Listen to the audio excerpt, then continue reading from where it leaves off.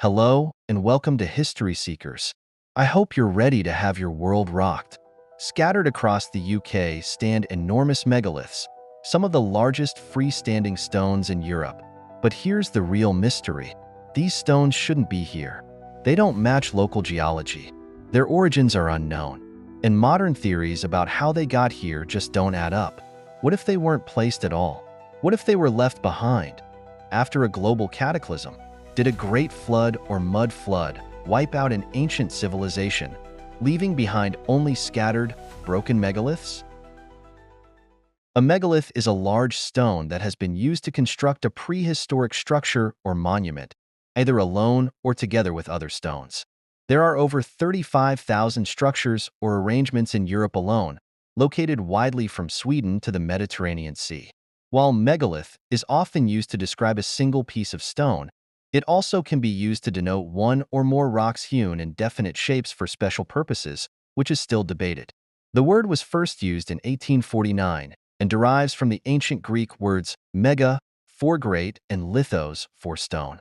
Historians tell us these gigantic stones were dragged by Neolithic people thousands of years ago. But these stones weigh up to 200 tons, with no wool technology, no cranes, and no explanation of how they were moved. Some, like the Devil's Arrows, were moved over 10 miles from their source. How? What if these weren't placed by ancient people at all? What if they were already here, left behind after a catastrophe?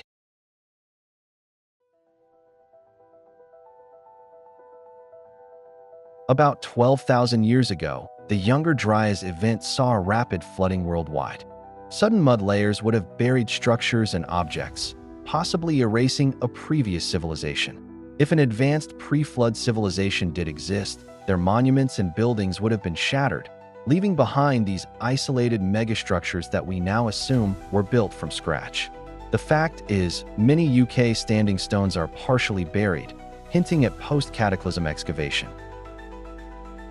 Maybe these giant stones were swept into place by violent water currents, carried over miles before settling where they stand today. The alignment of some standing stones with celestial events might not mean they were deliberately positioned, but rather that the cataclysm itself reorganized the landscape and survivors reused what was left. Were these megaliths actually placed, or were they the surviving wreckage of a lost global civilization, shattered by an ancient cataclysm? The Rudston Monolith.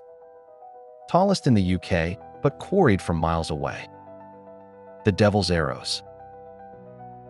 Perfectly aligned, but many of these stones don't match local geology, meaning they were moved from miles away. But how?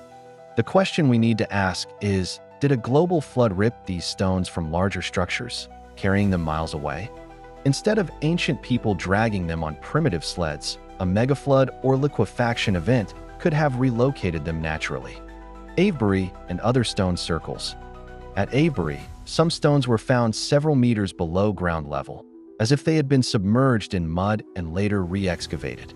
Some standing stones are deeply buried, suggesting a sudden, massive covering of soil or mud. Some megaliths show evidence of being dug out rather than being erected. The question we need to ask is, if ancient people built these, why would they bury their own structures? Or did a cataclysmic event submerge them in mud, forcing later people to dig them up?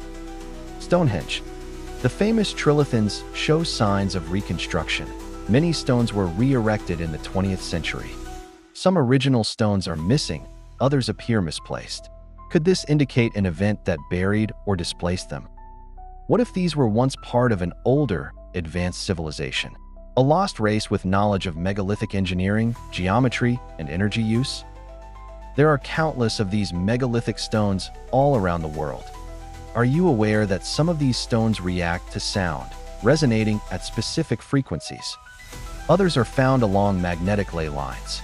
Could these have been part of an ancient energy grid, not just random monuments?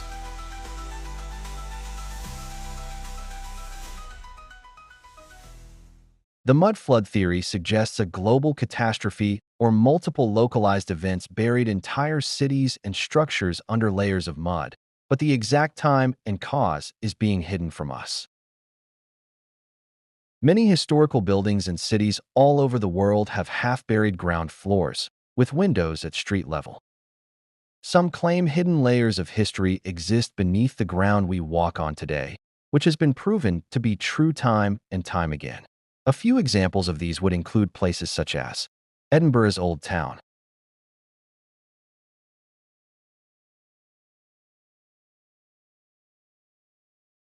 London's historical streets,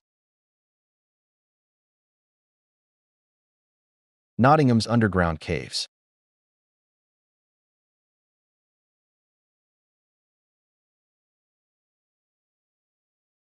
and we haven't even mentioned the missing historical records. Many city records show streets and structures appearing with no explanation for their origins, all over the world. Then there are things such as soil anomalies, layers of unexplained silt and mud found in urban excavations, showing some foundations of ancient structures are deeper than expected.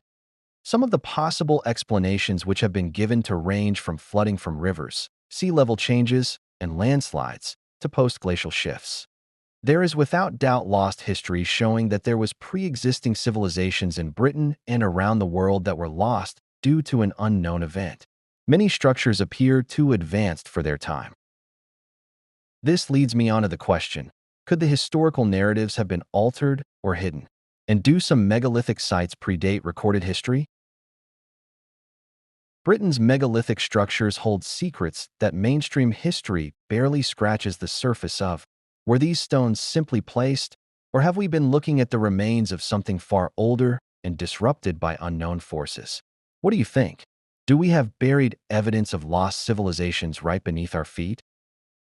If you enjoyed this, subscribe to History Seekers for more deep dives into lost history, ancient architecture, and the unexplained past.